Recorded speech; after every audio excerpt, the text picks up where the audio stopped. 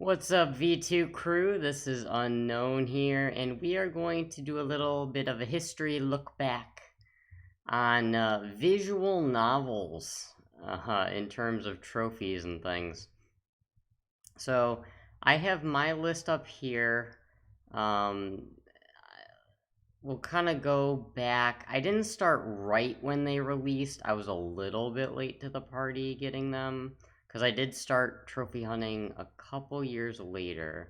So it looks like I didn't actually start doing or doing visual novels until, let's see. Wow. All the way to 2013 already. I mean, like I said, when I first started, I didn't even know these things existed. And actually, very few of them did exist at the time.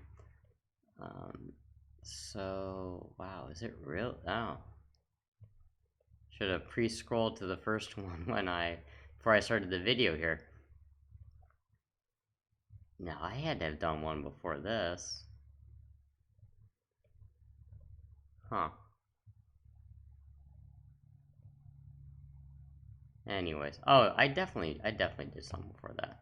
So I guess my first one, yeah, I do remember like, okay, so right around here. So Dunamis 15, Time Leap.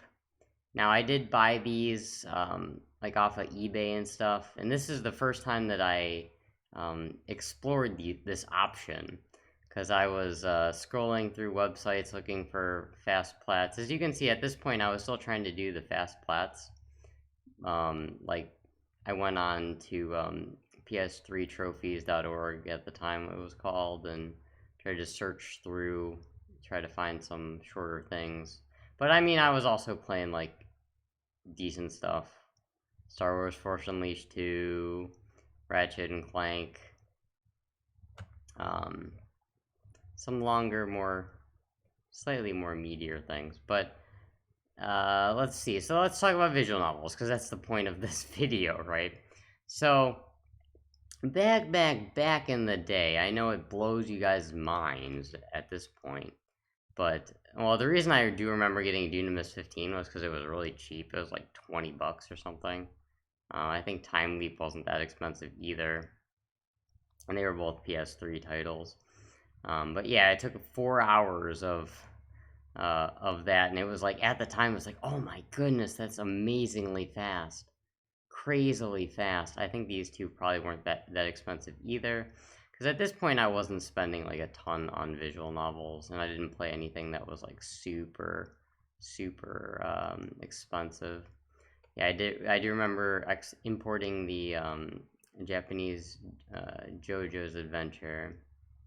I think these ones, I think Converted Edition and Photon Flowers were kind of expensive at the time. Um, Suigetsu Ni, I think this one was called. But this is the point where I started playing them. But this was like insanely fast at the time. And we're talking about like 50, $60 games that you would get to do a plat in 136, and that was like crazily fast. So it was like, oh man, this hot button, hot commodity right here. And it looks like we're getting into 2014. I mean, visual novels were getting released at this time. I just wasn't really doing them. And then here, that was the other thing too. You would play like two stacks of the visual novel at the same time, choosing the choices like between Vita and PS3, because it would save you like 6, 7 hours right here, right? Just to do them together. And these were still like gold. These were like diamonds at the time. Being able to do both of those at the same time. Yeah, this is where I remember I bought a package of like 30 visual novels for like $600 or something at the time, and this was all part of this. So I mean, you can just see the times on these visual novels, and they were like so worth it. Like Lovely Quest was one of the faster ones, I thought. Oh, this one, 1 hour. And this was, I'm sure, like some $50 game. Oh, we did have a couple sprinkled in of these Grisaya, if I'm pronouncing that correctly, and they were like 12 minutes, and that was just mind-blowingly insane. I know I've said that multiple times over, but oh, these things, the Gravure games. Okay, so take my financial what I was saying, those $60 plats before, $50, $60 plats. I think the Vitas were like 40 though. These for 100%, these are just 100%. Each of these was like $50. And there was a separate set of these later on, like Cinderella Tales or something. And those were all the same story. They were only 100%, so they were like $50 a piece. And then there was another set too, like God Eater or something, Offshot. I didn't play them, but they were also one of these. There was 9 versions of it or something, and $60 for 100%. And these things were physical too, so you'd like get them and then sell them right away. Yeah, there's a lot of stacks of Steins Gates. And I mean, if you look at the time, I think at this point I was kind of caught up. So if you see them, they're more sprinkled in here at this point. I guess that was maybe a little set, but as you can see, they're like few and far between in this list. I mean, there's some faster things, but they're mostly 100%. But yeah, these visual novels. Oh man, even Beyond the Future. It was so worth back then playing a visual novel that was 10 hours long. I think I do remember doing that all in one day. That was a long one. But like I was saying, it just, times have changed so much. Like these would just not even be looked at this point. When you can buy a plat for $1 that's 5 minutes long, right? Oh man. Brings back the memories. Yeah, I guess we have some, just some chunks of visual novels, probably while I was working on something longer, like a MotoGP 14 or something. So, anyways, I don't know. I find this, it's just kind of fascinating, just how times have changed. Because at this point, like, you couldn't even imagine that not doing these 3-hour visual novels would have been worth it. Spending $50 to buy a visual novel. Crazy stuff. Anyways, I think I'm gonna wrap the video up here. I mean, I guess we can scroll a little bit further. So I mean, these were like PS3 Vita era. And then the PS4 came along too, and we had visual novels on that as well.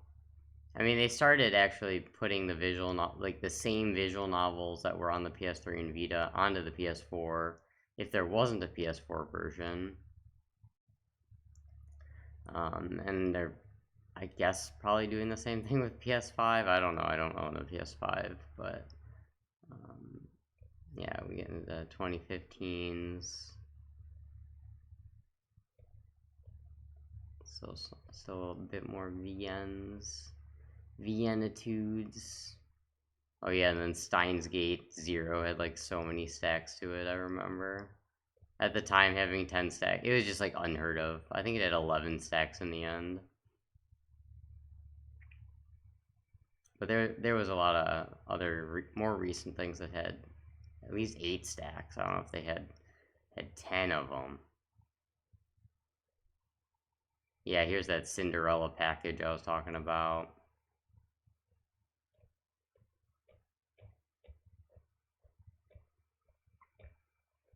And then I guess we're getting into more of the PS4 era. Oh yeah, Root Letter had so many stacks to that thing too. I remember I worked on a guide for that one. It was quite a nightmare making that. Quite a nightmare. Oh well. Oh well. Anyways, guys, I think we're just kind of getting into more of the same here. But yeah. So let me know, guys, what you guys think of this in the comments. Are your minds blown that paying $60 for a 3-hour platinum was like insanely worth it at the time? Had you done that? Had you bought a visual novel for like $40 just to get a quick plat? Yeah, I'd be curious as to what your thoughts are. What your thoughts are of if you were just newer to trophy hunting in the last few years and you wouldn't even blink an eye at some of this stuff here.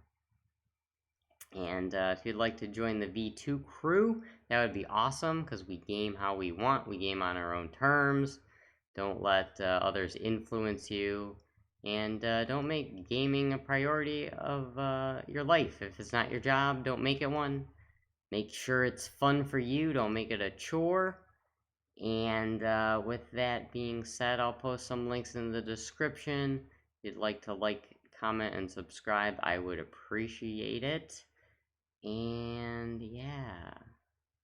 So everybody have a good night, good morning. Enjoy your games. Thanks so much for watching. You do you. Game on your own terms. Be your V2. Oh yeah, and spread that positivity. That was completely out of order. I was supposed to rhyme it at the end, but whatever. Alright, see you guys.